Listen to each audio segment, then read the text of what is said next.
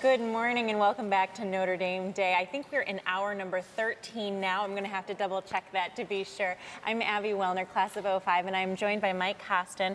Mike and I were just chatting before we came on the air. I said, my gosh, your name sounds so familiar. And you have been the final say-so in t-shirts and everything Notre Dame logoed for several years, and you were here when I was an undergrad. I knew you looked familiar, and it turns out you were one of my customers. That's right, I sure was. Tell us a little bit about what you do.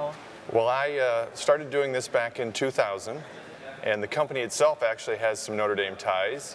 The owner of the company, Jim Humbert, is class of 1972, and he happens to be the son-in-law of Ara Parseghian, the Notre Dame football coach from 64 to 74. So you can't escape that Notre Dame family. No, I ended up back at home where I started in my undergrad years. So. And are you from this area? I'm from Fort Wayne, so okay. I'm a couple hours away, but I transferred back here for another job about 25 years ago.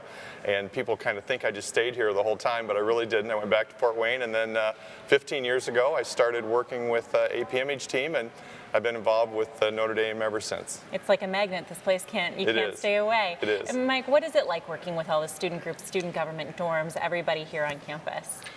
You know, since day one, I've been amazed at the energy and the enthusiasm of the students I work with. To them, it's not just a piece of apparel.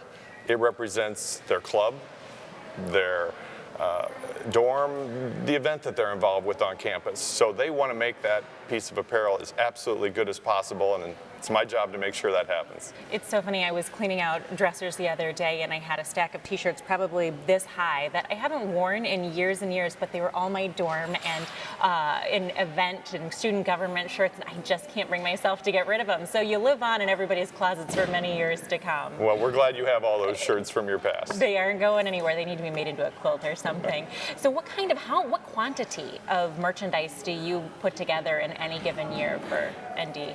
It varies over the course of the year. The busiest time is really the first 4 weeks of the school year when the students come back. The dorms do their freshman orientation shirts, which I'm sure you remember, and they also want an initial supply of inventory to give out, as well as do the clubs when they're recruiting new members. But we average probably 25 to 50 orders a week.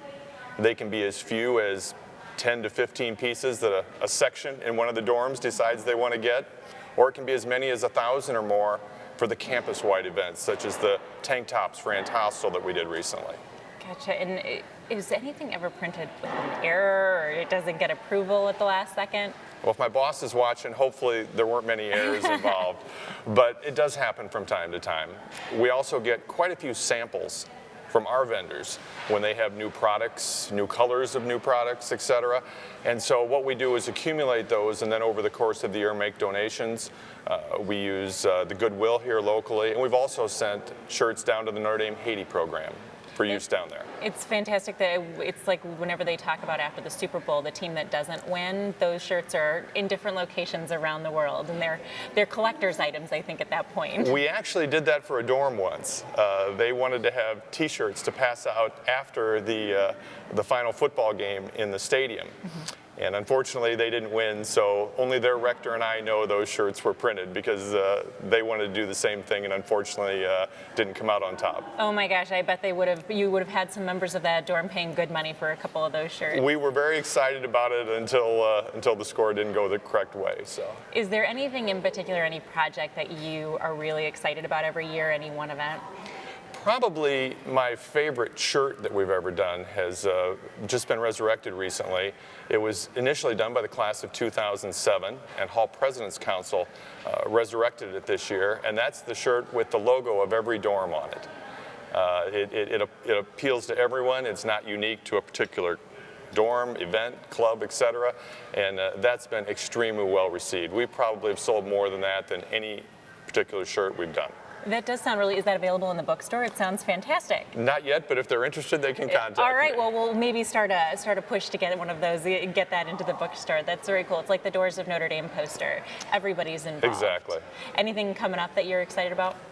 Well, actually, now it's kind of toward the end of the school year, so the Frosh O will be the next big project. Students have actually started working on that now, and we will continue that into the summer as they finalize the designs for shirts to give to the incoming freshmen. Do you stay busy during the summer?